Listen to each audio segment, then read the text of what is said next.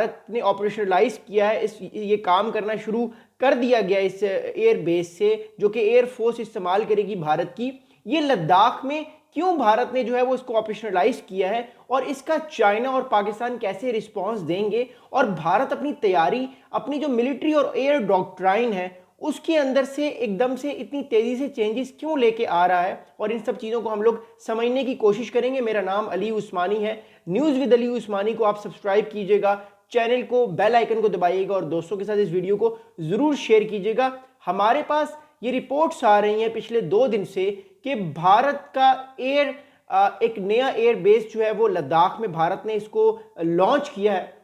और इसके बाद जो हमारे पास रिपोर्ट्स आ रही हैं इसके मुताबिक ये जो एयर बेस है इसका नाम मुधे नयोमा एयर बेस के नाम से रखा गया है, और इसका बेसिक मकसद ये है कि भारत अपने इस एयर बेस से पाकिस्तान को भी चेक कर सके, चाइना को भी चेक कर सके, दोनों को चेक कर सके, ताकि आने वाले टाइम पे जब भी पाकिस्तान से या चाइना से कोई भारत का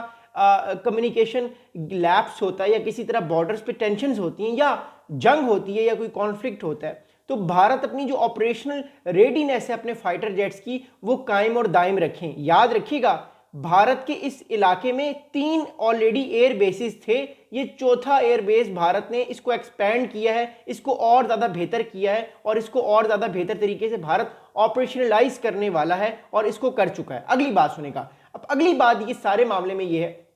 कि ये जो एयर बेस भारत ने जो है ऑपरेशनलाइज किया है लद्दाख में, ये एयर बेस, इसकी जो एक्सपेंशन थी या इसको और बेहतर तरीके से जो बनाने का फैसला किया गया था, ये 2023 में किया था, और अकॉर्डिंग टू द एस्टिमेट इसको बनाने में $24 मिलियन लगे हैं। तो 2 साल के अंदर अंदर इसके अंदर नए नए रनवेज बनाए गए हैं, जो फाइटर जेट्स जो लैंड करेंगे, लॉजिस्टिक्स कैसे मूव करेंगी, डिफरेंट ऑफिसेस बनाए गए हैं और प्रॉपर तौर पे इस पूरे के पूरे एरिया को रेनोवेट किया गया है। नए नए जो है वो इस स्टाइल में फाइटर जेट्स को लैंड करने के लिए कि आसानी हो, क्योंकि ऑब्वियसली ये जो इलाका है सारा ये माउंटेन्स पर है, तो माउंटेन के इलाके को रेनोवेट करना इतना आसान नहीं होता, तो उस आसानी को पैदा करने के लिए इस एयर बेस को बनाया गया, जो कि बहुत बड़ा एयर बेस है। और $24 मिलियन 2 साल में लगे हैं इस एयर बेस को बनाने में। अगली बात सुनेगा। अगली बात ये है कि ऑफिशियल्स ये कह रहे हैं भारत के कि ये जो जिस जगह पे एयर बेस बनाया है ये बड़ा ही सेंसिटिव जगह है, ये लद्दाख में बहुत सेंसिटिव जगह है जहां पे ये एयर बेस बनाया गया है। भारत इससे पाकिस्तान की भी एक्टिविटीज को देखेगा, अपने मोर इंपॉर्टेंटली जो अपनी वेस्टर्न साइड पे और ऊपर साउथ की जानिब पे चाइना जो तिब्बत में अपना मिलिट्री बिल्डअप कर रहा है उसको भी देखेगा, बिकॉज चाइना की तरफ से भी हमारे पास रिपोर्ट्स आ रही हैं कि चाइना भी अपना मिलिट्री बिल्डअप हिमालयास पे ज़्यादा कर रहा है, स्पेसिफिकली उन जगहों पे जहाँ पे चाइना अपना क्लेम करता है। एक अरुणाचल प्रदेश के करीब चाइना अपना मिलिट्री बिल्डअप एक्सपेंड कर रहा है, प्लस चाइना जो है वो लद्दाख के करीब भी अपना मिलिट्री बिल्डअप एक्सपेंड कर रहा है, जिससे भारत के अंदर एक तरह से एंग्जाइटी आ रही है और वो चाहता है कि वो भी अपनी मिलिट्री को और स्ट्रॉन्ग करे और अपने नए नए मिलिट्री बेसिस बनाए। अगली बात ये है कि आप लोगों के दिमागों में एक सवाल होगा, क्या ये भारत ने कोई नया एयर बेस बनाया है या ये पहले से था? तो इसका जवाब ये है कि ये एयर बेस 1962 में 1962 में बनाया गया था। ये वही साल था जिस साल भारत और चाइना की जंग भी हुई थी अक्टूबर के महीने में। लेकिन ये वाला जो एयर बेस है, ये एयर बेस इतना ज़्यादा अपग्रेडेड नहीं था। इस एयर बेस में लॉजिस्टिक्स तो आते थे, लॉजिस्टिक का मतलब होता है कि फाइटर जो कार्गो प्लेन्स होते हैं वो डिफरेंट जो है वो सोल्जर्स को एक जगह से दूसरी जगह मूव कर सकते हैं, टैंक्स को मूव कर सकते हैं, लेकिन प्रॉपर तौर पे फाइटर जेट्स की रेडीनेस के लिए यहाँ पे कोई सेटअप नहीं था। मतलब फाइटर जेट्स यहाँ पे उतरते थे लेकिन इतने ज़्यादा रनअवेज नहीं थे, ये इतना बड़ा नहीं था। इसको अब एक्सपेंड किया गया ताकि एक वक्त में भारत के कम से कम 1 से 2 स्क्वाड्रंस जो हैं वो यहाँ पर आ सकें और अपनी कॉम्बैट रेडीनेस जो है वो दिखा सकें। कॉम्बैट रेडीनेस का मतलब मिलिट्री टर्म्स में ये होता है कि आपके एटलीस्ट 30 से 35 फाइटर जेट्स एक जगह पे खड़े हुए हैं। जब भी आपको लगे कि जंग होने वाली है, फौरन से आप अपने फाइटर जेट्स को उड़ा लें और उस जंग या उस हमले के खिलाफ जो है वो आप एक्शन लेने के लिए फौरी तौर पे रेडी हों। तो भारत के एटलीस्ट मेरी असेसमेंट के मुताबिक कम से कम 48 से 60, 48 से 60 फाइटर जेट्स इस जगह पे मौजूद होंगे, क्योंकि एक तरफ चाइना है और एक तरफ पाकिस्तान है। तो इन दोनों को काउंटर करने के लिए भारत के एटलीस्ट इतने fighter jets, at least up to 60 fighter jets इस इलाके में मौजूद होंगे, ताकि आने वाले टाइम पे भारत की जो ऑपरेशनल रेडीनेस है वो कायम और दायम रहे। ये मैं आपको एक मिलिट्री एस्पेक्ट से बात बता रहा हूँ। अगली बात ये है कि 60 साल बाद इस एयरबेस को अपग्रेड किया गया है, क्योंकि भारत के पास चैलेंजेस ज़्यादा हैं according to Indian perspective. China एक बहुत बड़ा चैलेंजर है भारत के लिए, क्योंकि वो इस टाइम एक नई इमर्जिंग सुपर पावर है। तो भारत ये चाहता है कि वो भी अपने मिलिट्री पॉस्चर को एक्सपैंड करे। अच्छा, अब इससे हमें एक बात समझ आती है कि अमेरिका जो इतने अरसे से भारत को कह रहा है कि आप चाइना के अगेंस्ट खड़े हो, चाइना के अगेंस्ट खड़े हो, अपनी मिलिट्री को एक स्ट्रांग करो और अपने मिलिट्री पॉस्चर को चाइना के लिए एग्रेसिव करो, तो भारत आहिस्ता आहिस्ता अमेरिका की जो बात है वो मान रहा है। और कहीं ना कहीं पिछले 10 साल में भारत ने कोशिश की है कि वो चाइना के सामने खड़ा हो। ऑल दो चाइना बहुत बड़ी ताकत है, बट भारत अमेरिका की बात मान रहा है और खुद भी कोशिश कर रहा है। अगली बात सुनिएगा, एक साहब है, he is a retired air marshal of India, इनका नाम है एयर मार्शल संजीव कपूर साहब। ये इंडिया की जो एयर फोर्स है उसके रिटायर एयर मार्शल हैं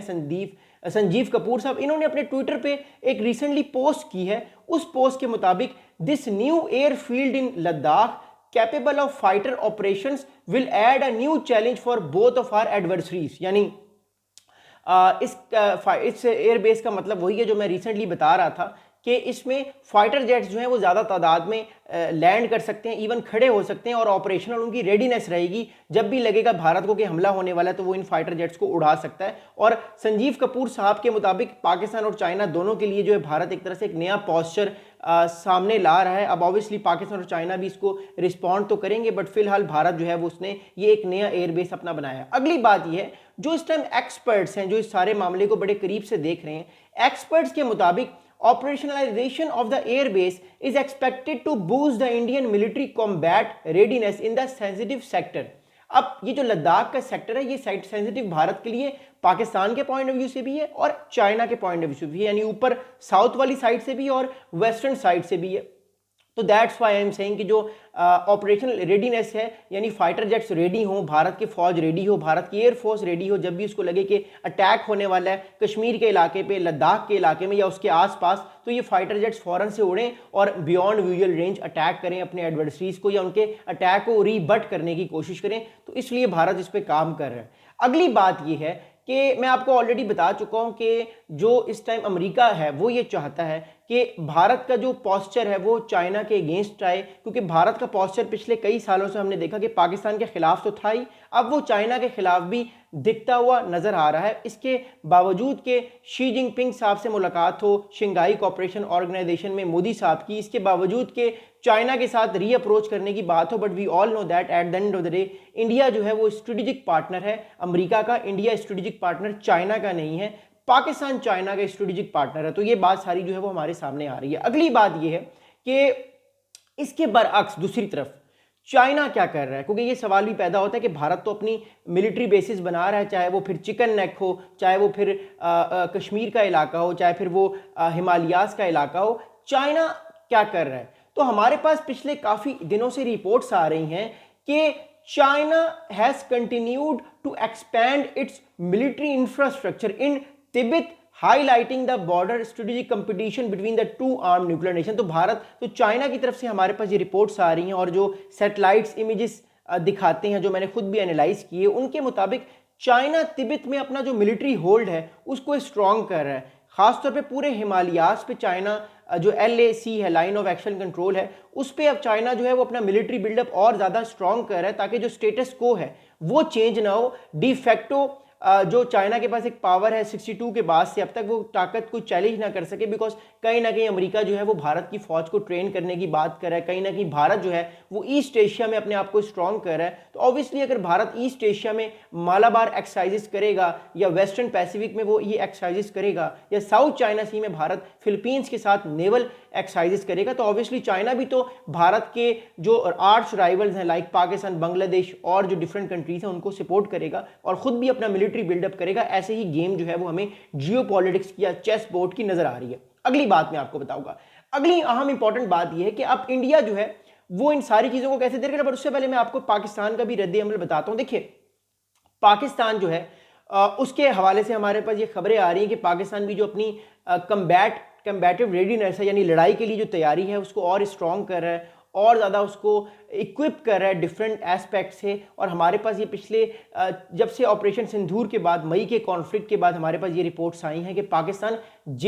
F-35A जो है वो चाइना से लेने की बात कर रहा है और कहीं ना कहीं हमारे पास ये रिपोर्ट्स आ रही हैं कि चाइना भी वो देने को तैयार है। तो फिलहाल तो पाकिस्तान ने J-35A जो Chinese 5th generation fighter jets हैं वो एक्वायर तो नहीं किए हैं, बट कहीं ना कहीं पाकिस्तान की भी ख्वाहिश है कि अगले कम से कम 12 से 18 महीने में पाकिस्तान के पास भी ये फाइटर जेट्स आ जाएं, ताकि अगला जो पाकिस्तान का भारत का मार्का हो एयर में खास तौर पे, उसमें पाकिस्तान को ऑलरेडी जो एज हासिल है वो एज पाकिस्तान लूज ना करे, वो एज पाकिस्तान के पास रहे। बिकॉज भारत भी जो है वो भी अपने फाइटर जेट्स को स्ट्रॉन्ग, फाइटर फ्लीट को स्ट्रॉन्ग कर रहा है। खासतौर पर भारत जो है वो अपना एक नया फाइटर जेट बना रहा है जो 5th जनरेशन फाइटर जेट है, जो 2035 तक ऑपरेशनलाइज हो जाएगा। तो उससे पहले, और इसके अलावा सुखोई 57 और F-35 की भी डील्स भारत को मिल रही हैं, तो भारत वो फाइटर जेट्स भी लेने की कोशिश करेगा। तो उसको काउंटर करने के लिए बड़ा ज़रूरी है कि भारत सुपीरियॉरिटी हासिल ना कर ले इस पूरे रीजन में, तो या एटलीस्ट एक एज हासिल ना हो जाए भारत को। तो उसके लिए बड़ा ज़रूरी है कि पाकिस्तान भी अपनी जो